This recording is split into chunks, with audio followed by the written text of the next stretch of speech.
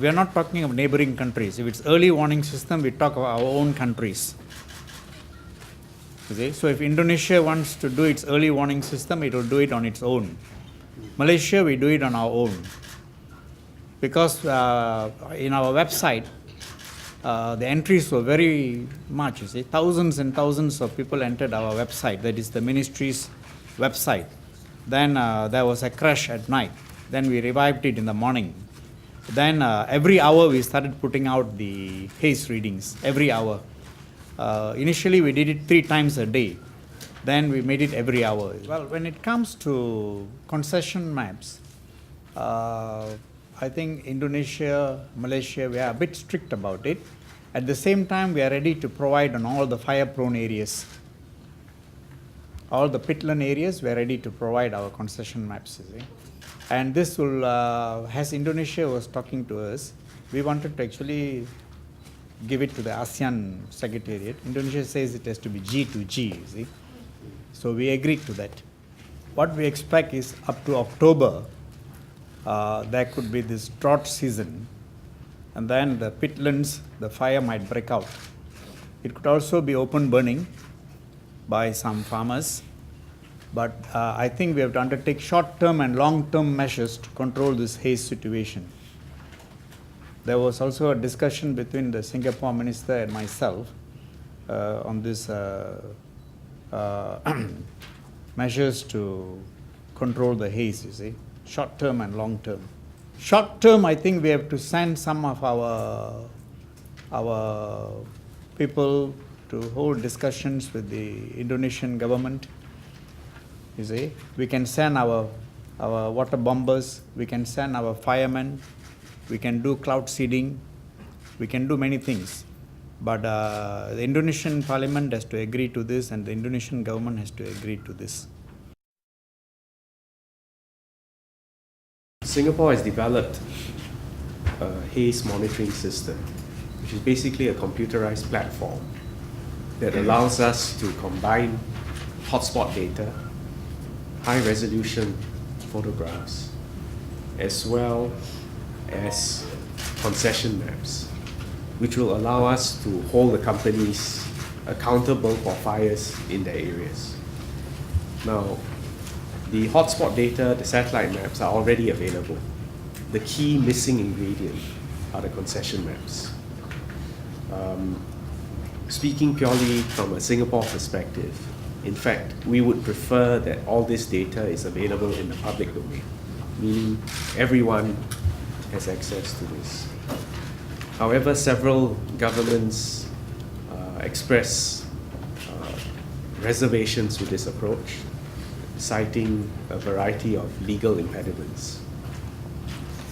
So we had to take a break in our meeting to have an intense round of bilateral and multilateral consultations, and basically we arrived at a compromise.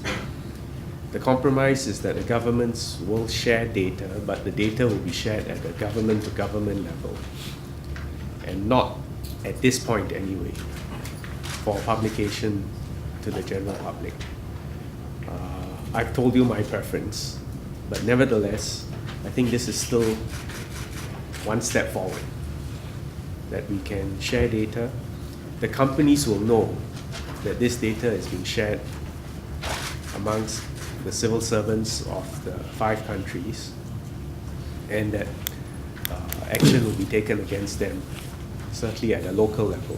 So that's on deterrence. And here I must say that we are very grateful to His Excellency the President of Indonesia, as well as Minister Kambuaya, because I believe their interventions and their commitment of resources to put out the fires made a big difference.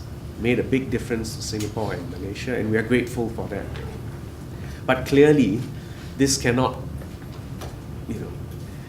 go on. I mean, we cannot be appealing for presidential involvement every time problems like this arise. So it's much better to focus on deterrence and education and on local enforcement.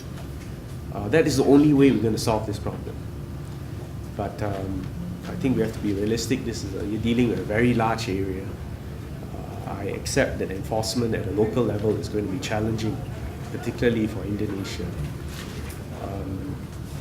But we have to work with each other, we have to cooperate. And hopefully this will be an example of successful ASEAN collaboration.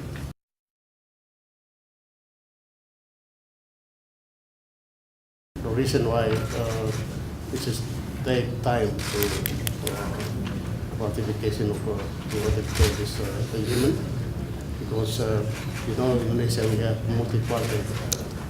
The party we have to discuss, and we have to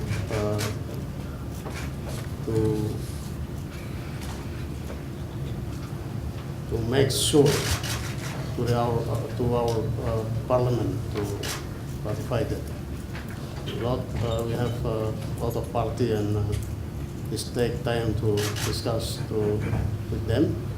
Other international convention like Nagoya Protocol, like Netherlands Convention for hazardous waste, we already ratified. But especially for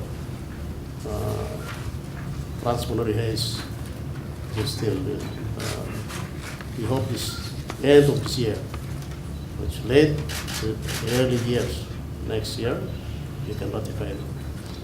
From government side, it's already signed, and we passed on to the Parliament aid company, but the investigation right now we seriously taken on the ground, and as soon as possible we can announce who engaged this fire.